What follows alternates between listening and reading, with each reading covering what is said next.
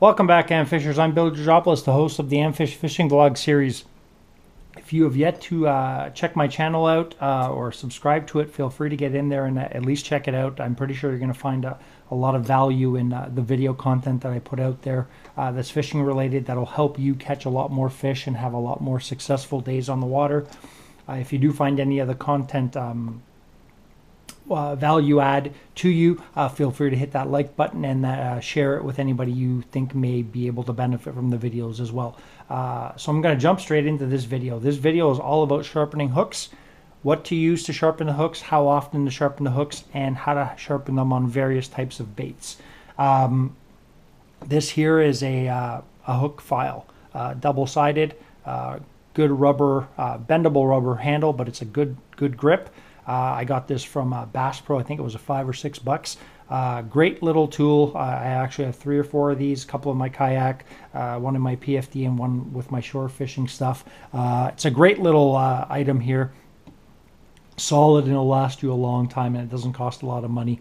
But I'll just jump straight into this. So as an example, the rule of thumb is hooks should be as sharp as they can obviously be, especially if you're catching predator fish and fish like smallmouth bass that have a very hard roof of the mouth, and we're banging our hooks off of snags and stumps and trees and all that stuff. So you always want to make sure that you have sharp hooks.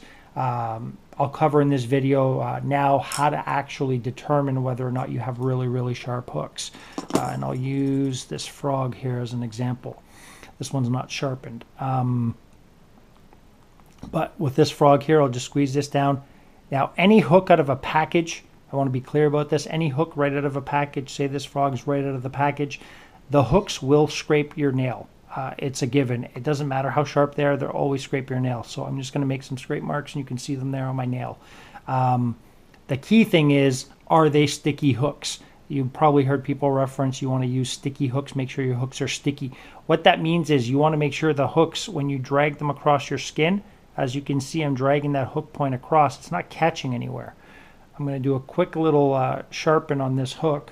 When you're actually using this file, it's very simple, but you want to check a few things. You're going to want to file towards the point of the hook, always, never backwards, always towards the point. And you'll want to make sure what kind of hook shape you have. This one kind of slants up, so I'm going to want to also make sure that I'm going with that and not flattening it out. So as an example, you can hear that. I'm just going to go with that point. Always go with the point. You'll know you've sharpened a hook, one, when it's sticky, and I'll show you how to tell it's sticky. This kind of slopes in, so I'm not going to do too much in the middle. I'm just going to do that point there. I usually do 5 to 6 passes on each side. Again, small gauge hook like this, don't need to do too much. As you can probably see on there, I'm getting it. That tip now is more silvery, so I've changed the color of it because I've sharpened it. But watch this. This is what I'm talking about, sticky. So I push that frog down. It'll still scratch. Right? Scratches the nail. But now when I do this, it's actually sticking. I'm not putting down any more pressure. It's actually catching as I'm trying to glide it across my finger. That's what we mean by sticky hook. Here's the one that's not sharpened. It glides across, and I'm not doing anything special or anything hidden here. This is all just happening right in front of the camera. So when I drag that point, it's not as sticky as the one it's catching. It's got catch points. That's what a sticky hook means. So you're always going to want to get them as sharp as you can. Out of the packages, everything's always sharp. Hooks are laser sharp from the warehouses and manufacturers. That's fine. But you'll always want to get them sharper. I check my hooks after every fish fight for sure. After missed strikes, if you get any missed strikes, definitely check how sharp your hooks are, because that is a key thing on why you're probably not hooking up with fish and completing your hookup ratio with fish. But always sharpen them. Again, I have a few of these. They're inexpensive. They're very handy. They last a long time. And I have them with me at any given time. I'm always touching up hooks, especially on some of these larger baits here that I'm fishing for predator fish like pike and muskie. I want these to be as sticky and as hard as possible. I'm going to demonstrate real quick how I do treble hooks. Just got a shallow running crankbait here. So on these treble hooks, again, the gauge of these, it's a small crankbait, not too long, too big, but these trebles here aren't massive. It's not a big treble hook. So it doesn't take much. I'm going to check the hook. This is more rounded. There's no real flat points or edges. So I'm just going to pass each side 3 to 4 times. And then I usually do just a little one in the middle, not too much, just to kind of level everything out. Grab one, next one, grab the next one. And just, you're basically lining it up. You're following how the hook is shaped. If it's shaped more on an angle, you're gonna do that as well. You want to get this point here as sticky. There's that stickiness I'm talking about. It's just catching right on my skin versus this one that's not so much. You want it to catch. This is so sharp right now, and as you can see, I've changed the color of that hook as well. And you just rotate through. Then I'll do the next one, right? Once I've done all 3 on that hook, I'll do the 3 on this one. Bang. It doesn't take long, but I'll guarantee you if you do this, you're going to see a massive difference in the hook. Just touching the hooks afterwards. They're very, very, very, very sharp. I'm going to get this large one out of the way real quick and demo actually this large one as well. This is a glide bait. But here's a big spoon with a dark black coated hook. And I want to use this one as an example because it's probably easier to see on this large treble hook. So again, new spoon. The hook is nothing really fancy, right? I'm just kind of rubbing it. There's no flat edges. It just kind of tapers towards the front. So because it's a thicker gauge, I'm going to give this one several passes towards the front. Usually just one across the top. A few of them there, just a little point. Follow that hook point towards the front. And you can hear it. You know it's working when you're doing that. And then I'll show you on there. So now that point is going to go silver because I've actually scraped it and that coating off that hook. But it's as sharp as it can get. I mean, this can't even glide. Watch, I'll try and pull it. I can't pull this across my skin without it catching. It's catching everywhere.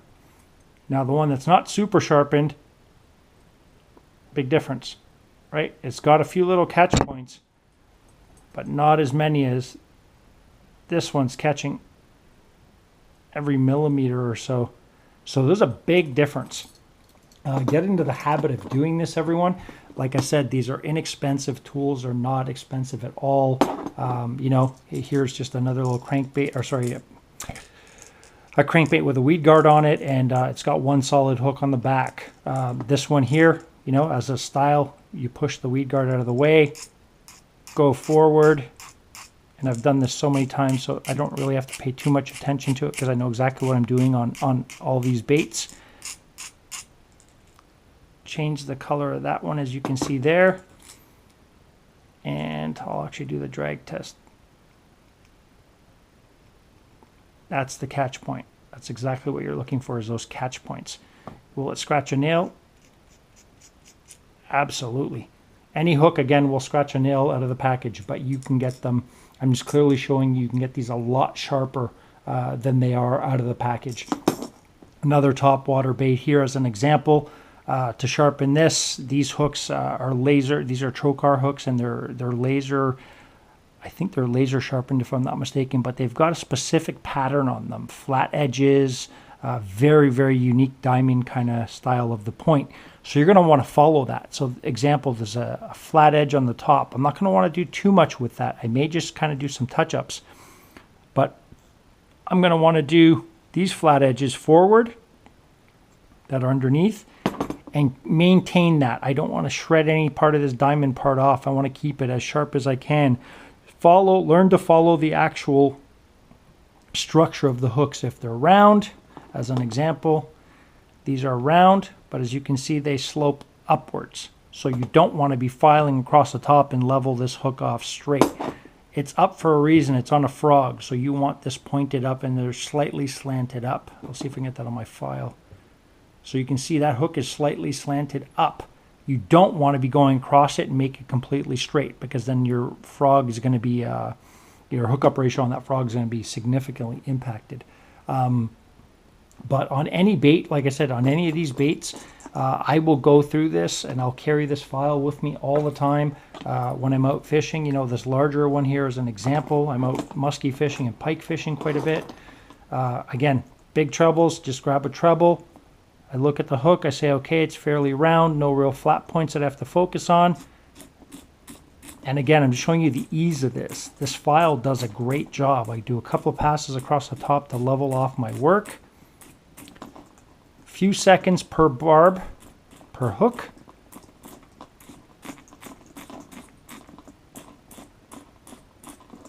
Just did 2 there real quick, and I'll do the drag test. Stick right across the board. It's actually catching on my skin. Hopefully my camera's catching that, but here you go. This is this one here. I can't even glide this one.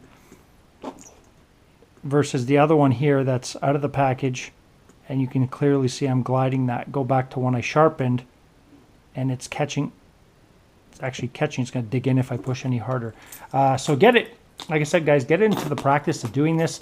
Check your hooks after every fish. Check them, you know, every few casts. Maybe start getting into the habit of doing a drag test and a nail scratch test. I don't rely so much on the nail scratch test. I like to do the drag test because that to me is the stickiness. Whenever you hear someone referencing you want sticky hooks, you usually hear that more with pike and muskie fishing. You'll want to get into the habit of having sticky hooks. So, you know, on any of these baits here, same thing. The treble hooks, I just look at the style of the hook. If any of them are sloped on the edges, then I file those slopes. And I follow them completely. If they're just rounded like it was on this spoon over here, I just file, you know, is accordingly towards the front. Get into the habit of always going towards the front. Don't file this way. I find that you can probably damage your point if you're not on par, and I just don't think it's the grain of the hook is running that way. It's been curved and pointed that way for a reason. So find it. Give it a good couple of pushes.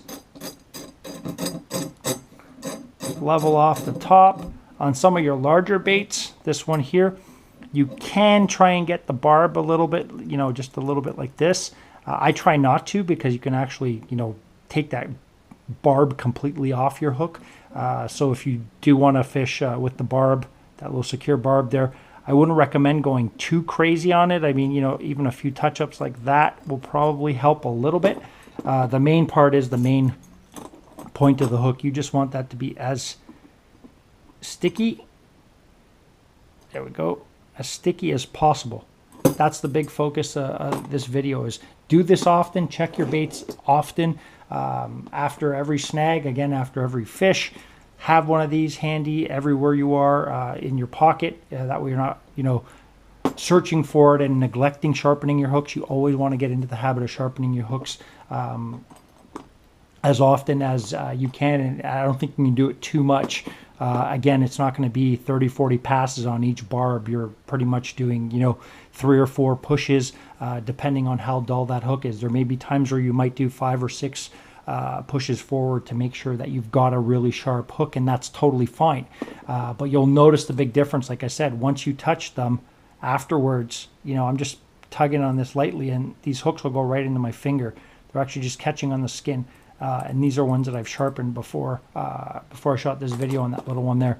But that's the video, guys. If you have any questions on sharpening hooks and tools, what to use, like I said, you can get these files from any fishing store, usually around that $5-6 range. You can get some diamond files and some other files from your hardware store. Those will work just as well. I just like to get stuff from the fishing store because I'm always there, and you know, these come in handy. I like the rubber grip. There's no slipping and there's no other issues with it. But if you have any questions on this topic or this video in general, feel free to drop me a comment and I'll do the best I can to answer your question. Make it a lot easier for you. And again, if you did find any value in this video, feel free to hit that like button and share it with someone that you think it may bring value to. So thanks for tuning in, guys. See you next time.